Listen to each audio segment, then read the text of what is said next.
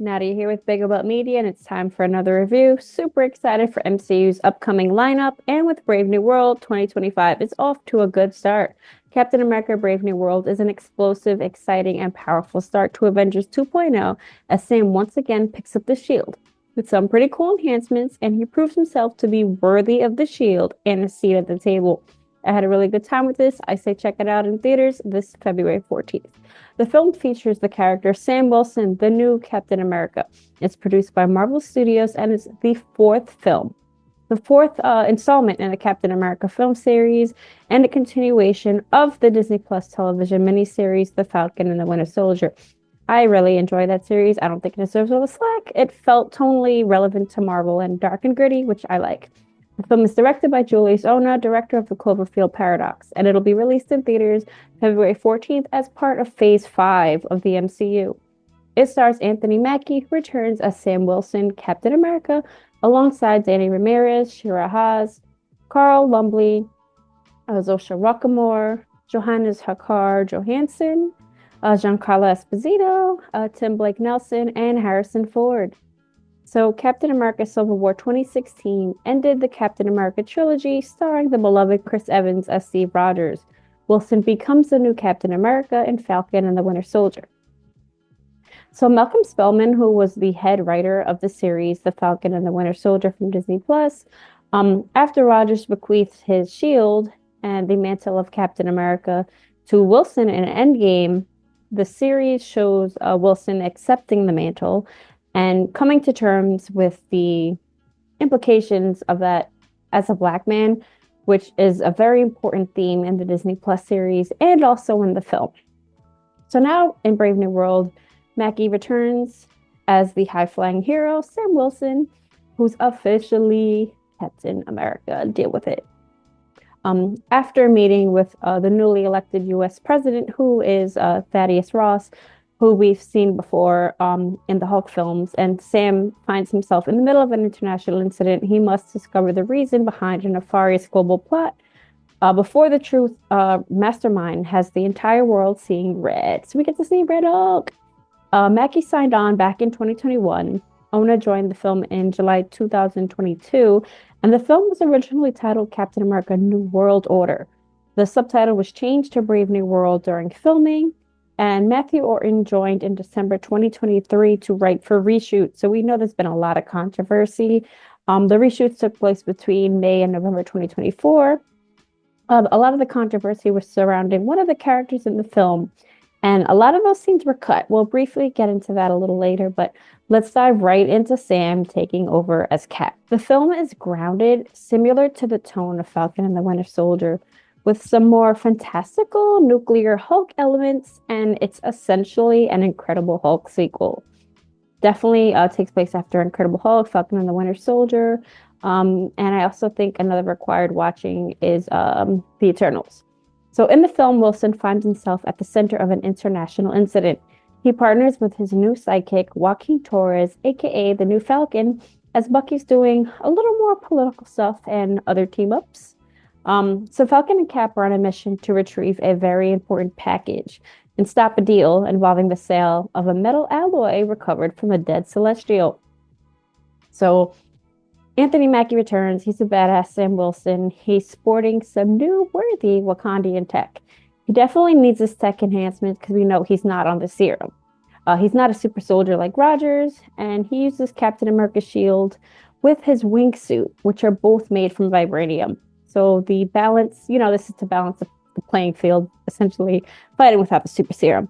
So Mackie earns his place as an Avenger, and to prepare for the film's action sequences, he said he actually focused on yoga and Pilates routines to improve his flexibility and core strength. So there's loads of flips, a lot of ass kicking, a lot of really dope kicks, and Mackie's no stranger to displaying believable fights. Sam, who starred as a VA counselor helping veterans readjust to life back at home. That was how he got a start in the MCU. Proving himself by helping to root Hydra at his shield, he quickly became Steve's most trusted right-hand man, eventually becoming a full-fledged Avenger and joining Team Cap. So we saw all three Caps together, and now he's officially out on his own. Danny Ramirez stars as Joaquin Torres, Falcon. He's a first lieutenant in the U.S. Air Force who takes on Wilson's former mantle of Falcon using a similar wing pack. They have a really fun dynamic. It's more like a friendly protege, like teacher, student rather than competition, like it was with Bucky. Mackie, similar to his counterpart, gave Ramirez advice on wearing the Falcon costume. And Ramirez adds a really fun, like natural, young, comedic, a very eager balance to the duo. He really wants to be an Avenger. And another returning character is Carl Lumbly as Isaiah Bradley. We were introduced to his character in Falcon and the Winter Soldier with his very tragic backstory. So fans of the series and the comics know Bradley was an African-American Korean War veteran and a super soldier. He was imprisoned and experimented on for 30 years as one of the few survivors amongst other African-American soldiers who were experimented on in an attempt to recreate the super soldier serum that turned Steve Rogers into Captain America. So in the film, his mind becomes controlled when he's triggered by music. I think it's called a Mr. Blue song, and it sets the whole event for the film as he unwillingly attempts to assassinate Harrison Ford's President Ross. He's clearly not doing this by his own accord, but who's controlling him and why do they want Ross dead? Unfortunately, there's no mention of his grandson Eli, who becomes Patriot, and he's part of the Young Avengers, so it's kind of interesting that they never mention him. There's loads of MCU references to events over the years, like mentions of the Sokovia Accords, a lot of Avengers references, and this stated that the Avengers shall no longer be a private organization. Ross says that they'll operate under the supervision of a United Nations panel. Legal documents were designed to control and regulate activities of the enhanced individuals. So in 2025, they were actually repealed. So this is definitely a topic and a recurring theme as Sam is conflicted working under President Ross.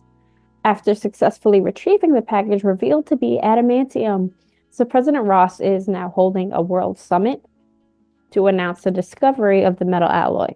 So the adamantium was recovered at the Celestial Island. Finally, they're talking about it. It's about time. I mean, we've been wondering when Marvel would even mention the giant head and hand sticking out of the Indian Ocean.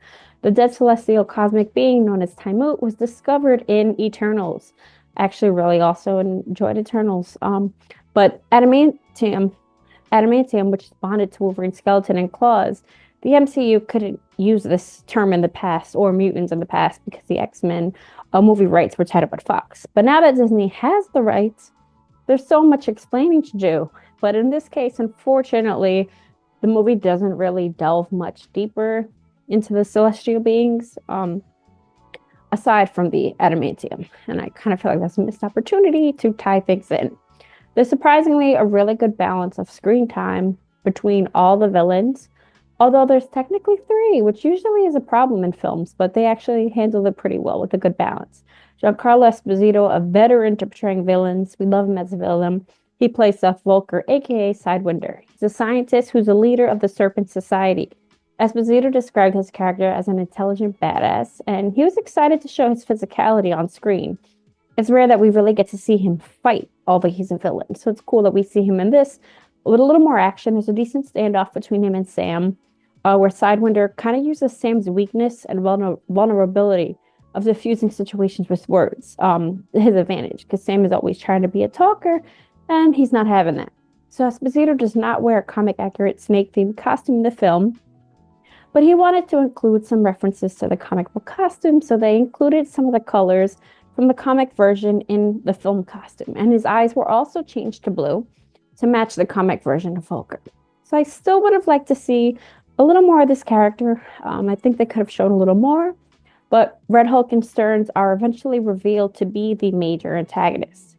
As I mentioned, it's essentially Incredible Hulk sequel, minus Bruce Banner. There's not much mentioned from him aside from Samuel Stearns, kind of like predicament. So Tim Blake Nelson returns as Samuel Stearns. He's a leader, and he was pulling the strings all along, basically maneuvering from his isolated lab prison at Echo One and manipulating everyone with his mind control and his super intelligence. So this is where he's been this whole time. Because Nelson returned from the second MCU film, which was Ed Norton's The Incredible Hulk, all the way back in 2008. And Ford replaces William Hurt, rest in peace, as Thaddeus Ross, following Hurt's death. Ross becomes the president of the United States and the superpowered Red Hulk in the film. So Samuel Stearns, aka Hulk villain, the leader, was a cellular biologist, and he was accidentally cross-contaminated with the blood of Bruce Banner during the events of the Incredible Hulk film, which I mentioned, the Edward Norton film. And this is when he gained like superhuman intelligence. In Brave New World, it kind of addresses what he's been up to this whole time.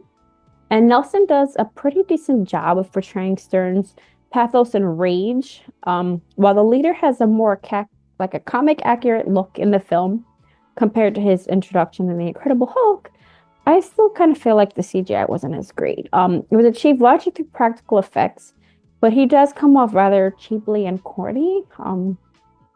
The character's deformation is clearly visible, but the practical effects, I think, could have been a little bit better. Ross explains how he used Stern and kept him imprisoned with the false pretense that he would release him after producing medical aid for Ross's heart condition. So Ross also expressed that Stern's contamination with Banner caused like a high intellectual intelligence and not strength. Clearly, he's still very weakly but his ugly brain. And Harrison Ford was a solid Thaddeus Thunderbolt, though. Ross and Red Hulk, the newly elected president of the U.S. who wants to work with Captain America, but in much more of a controlling pretense. Ross was previously a U.S. Army general and then the U.S. Secretary of State in the MCU. So he transformed into Red Hulk much later in the film. This is more around the third act where we really see it happen. So most of Ford's screen time is as the egotistical and stubborn president. When President Ross addresses the nation during the third act, this is when he's pretty much forcibly transformed into Red Hulk, as Stern releases conference audio exposing Ross's schemes and upsetting him, and his plan to destroy Ross's reputation, and his plans for the work with Japan on Celestial Island. So Ford portrays Red Hulk through motion capture, which I found really interesting.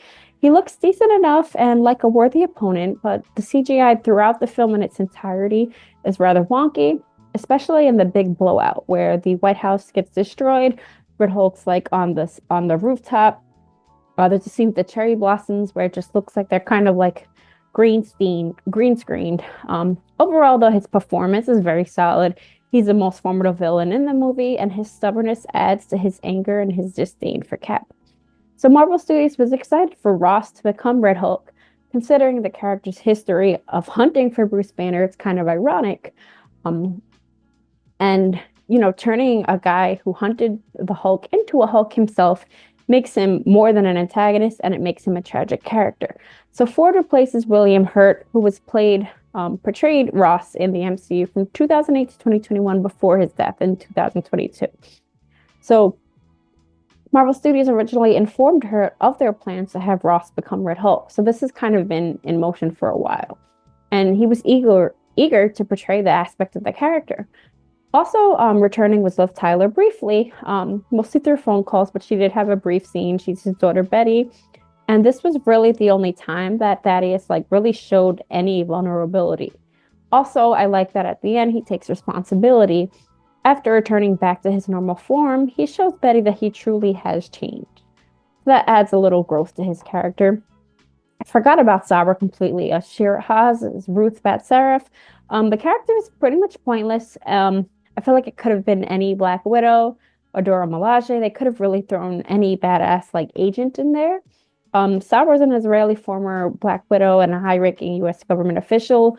She's a close ally of President Ross, and the character has a lot of controversy surrounding it. Most of her scenes were cut, so she didn't really have much to show, aside from one small hangar scene when she tells Sam that he was right. So, as I mentioned, I'm not crazy about the film's overall CGI. I feel like Red Hulk looked pretty decent, but I'm not happy with how MCU has handled Bruce Banner. That's a whole nother conversation, but the Hulk in general has been drastically dumbed down and weakened and lessened to a jobber. At least Red Hulk did some actual damage and made for a decent villain, because I do not like how the MCU has portrayed the Hulk. They have made him very weak. So it was awesome seeing Red Hulk just destroying shit on screen. I like that the film also doesn't rely heavily on cameos, which Marvel tends to do. Bucky makes an appearance as expected. Bucky's revealed to be serving as a future congressman, and we know he's going to later show up in Thunderbolts. But Sam and Joaquin support. He shows up to show Sam and Joaquin support after Joaquin was badly injured while trying to neutralize the Japanese fighter jets. And I really loved the banter between Bucky and Sam, because they had that like frenemy energy, a lot of like arguing banter in Civil War. And it was nice to see the two former partners of Captain America actually bond and form a friendship in the Falcon and the Winter Soldier. So I was kind of surprised. I thought he would have had a more prominent role in Brave New World. As you know, Bucky's been in every other Cap movie to date. But we know Barnes is making a more prominent appearance in Thunderbolts, but still was a little surprised he wasn't much in the film. Thunderbolts will be out in May. So a recurring topic of conversation is the use of the super soldier serum, or the lack thereof, which is kind of also what makes Sam the right man for the job. One of the overarching themes is responsibility, the meaning behind the shield and what it means to carry it, and the responsibility. And Bucky mentions in the film to Sam that it's being something to aspire to. So it's more important to show what it represents. And the suit upgrades were absolutely crucial for Sam, who lacks the super abilities. And Sam jokes a few times that he should have taken a serum because he nearly got his ass beat by Red Hulk. Isaiah is freed, which also shows Sam's loyalty and, you know, what makes Sam really honorable, that he will always keep his word. Sam constantly talks about responsibility and the pressure of taking on the mantle of Captain America, and not just as a Black man, but everything he's been through and not having the superpowers and holding this responsibility and having a seat at the table. And Joaquin expresses as a kid growing up watching Heroes from Afar that he wanted to be Sam. Sam is the one that's relatable and a true hero on who he aspired to be. And I mentioned it slightly tackles themes of race. I kind of wish it addressed it more. And I wished it addressed Isaiah more and the serious tones from Falcon and the Winter Soldier. Brave New World kind of skips around it. I think the TV series did a better job of showing the deeper layers.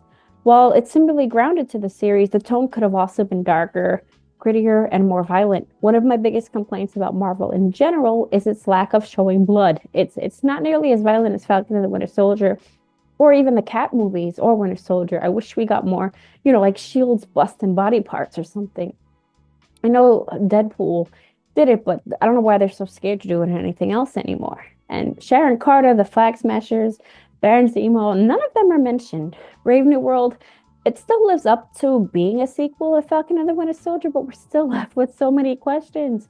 And we're left with loads of questions about the Incredible Hulk, the Winter Soldier, Eternals, and Falcon and Winter Soldier. They never really address anything about Eternals. Overall, I thought it was fun. The comedic banter from Sam and Joaquin was great. Joaquin makes for a trustworthy sidekick partner with a lot to learn. The fight scenes aren't as memorable, but the film was a really fun time. It's not shot in IMAX, which is a major ball drop from Disney. The sound was not top-notch quality, which we would expect from Marvel after over 2 decades. They really dropped the ball with that. This should have been shot in IMAX, but it's a worthy watch. It's exciting. It's fun. Mackie shows us why he makes a great Cap. It's in theaters this Friday. Let us know your thoughts.